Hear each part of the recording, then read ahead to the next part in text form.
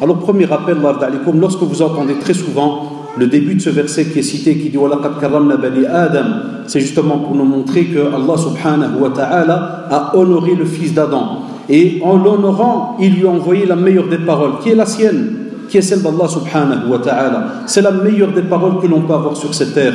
Pourquoi alors se rattacher des fois à des choses qui peuvent être futiles et qui nous apportent des fois quasi rien dans notre vie. Et deuxième rappel très très important, c'est par rapport donc à la sérénité, et il nous a rappelé justement que c'est ala bi dhikrillahi tatma'innul qulub.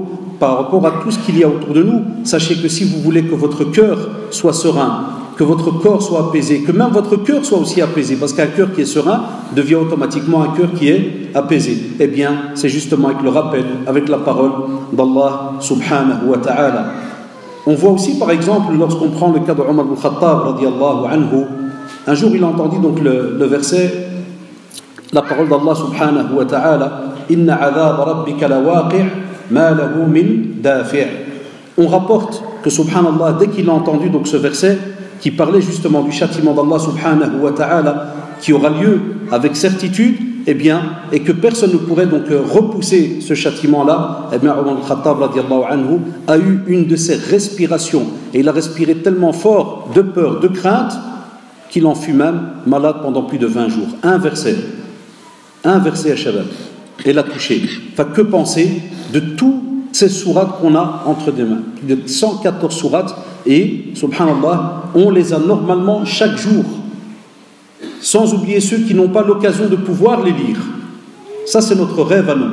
C'est que ceux qui n'ont pas l'occasion de lire ces sourates, qu'ils reviennent justement vers ces sourates-là, pour que ces premiers compagnons, ceux qui ont réussi aussi dans leur vie, eh bien, comme ils l'ont vécu, que l'on puisse aussi donc nous le vivre. Alors, Shabab, vous avez remarqué, on vient de faire passer un petit film qui montre un petit peu ce qui se passe dans certains camps de réfugiés de par le monde.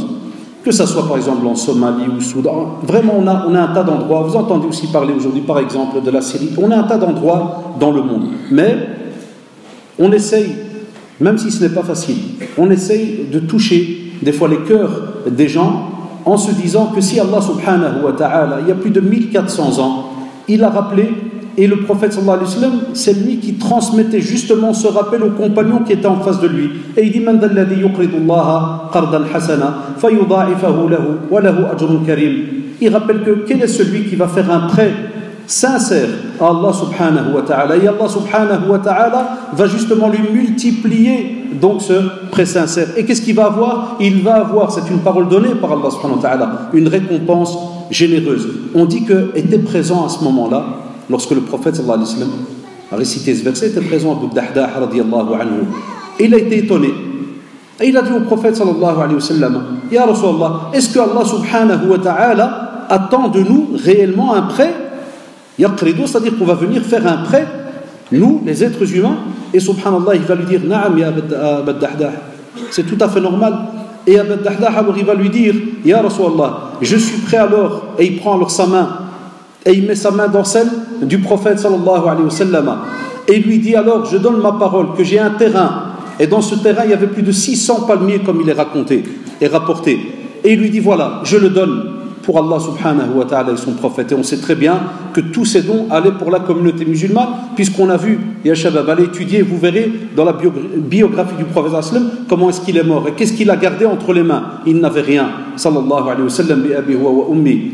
Après cela, qu'est-ce qu'il fait, radiyallahu anhu? Et c'est là qu'on voit le couple, le vrai couple.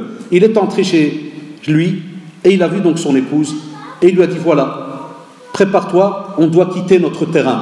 Pourquoi? Ben, prépare aussi les enfants. Mais pourquoi? Eh bien parce que sachez, et il lui a dit que j'ai donné, et justement en prêt à Allah subhanahu wa ta'ala, donc ce terrain. Un verset est entendu, et on a automatiquement, subhanallah, une mise en pratique, et on a automatiquement des gens qui ont compris, en écoutant le Coran, que leur vie ici-bas, elle est éphémère, et que tous les biens, ils vont les retrouver, donc le jour du jugement dernier. C'est pour cela qu'on rappelle très souvent فَمَنْ يَعْمَلْ مِثْقَالَ ذَرَّةٍ خَيْرًا يَرَهُ وَمَنْ يَعْمَلْ مِثْقَالَ ذَرَّةٍ شَرًّا يَرَهُ. Tout ce que tu feras, le plus petit grain de moutarde que tu feras comme action, Allah te donne sa parole que tu le retrouveras le jour du jugement dernier. Et comme vous le savez, aussi dans d'autres versets, je pourrais vous en lire plusieurs, on vous dit aussi que si on veut atteindre vraiment le degré de piété al-birr, c'est que tu donnes de ce que tu aimes. Et on sait vraiment, et vous verrez tout à l'heure, on aime certaines choses. Eh bien, on te dit, si vraiment tu veux être de ceux qui font largesse de leurs biens, eh bien, c'est ceux qui donnent quand, subhanallah, ils donnent de ce qu'ils aiment bien, ce qu'ils, donc, chérissent, pendant qu'ils pensent aux autres qui n'ont pas nécessairement eu ces bienfaits. Donc, c'est un cadeau immense qu'Allah subhanahu wa ta'ala, et j'arrive à la fin, c'est un cadeau immense qu'Allah subhanahu wa ta'ala nous donne pour justement pouvoir donner aux autres de ce que Allah subhanahu wa ta'ala nous a donné. Ça sous-entend quoi cette phrase? Que nous on n'a rien à la base.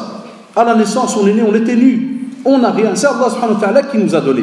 Et regardez, Allahu Akbar, Wallahi c'est beau. On n'a rien, il nous donne, et puis il te dit, tu donnes, je te donne encore plus. Allahu Akbar. Ça c'est la vie du musulman sur terre.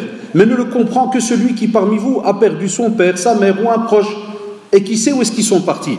Là, alors à ce moment-là, on se dit Allahu Akbar, c'est vrai, le meilleur des investissements, c'est celui qui viendra après. Dernière histoire aussi d'Abu Talha, radiyallahu anhu. Il était très très riche, et il avait des palmiers, et il avait un puits qu'il aimait beaucoup, Bi'ruha.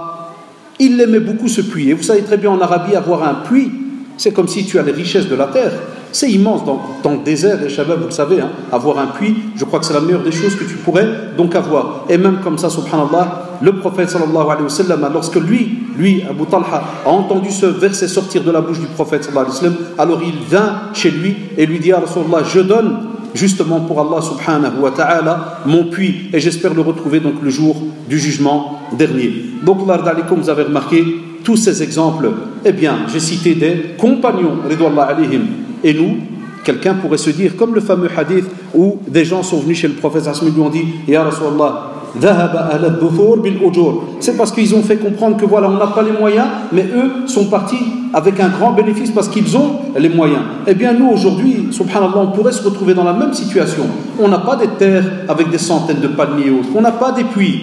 Mais on a des fois les moyens de pouvoir se sacrifier de temps à autre et penser à nos frères et sœurs et ne pas être tout simplement des simples personnes qui regardent des fois certaines vidéos qui passent et qui font des petits bruits avec leur bouche en se disant c'est vrai que ça fait mal au cœur, c'est touchant, et qu'est-ce que je pourrais faire après?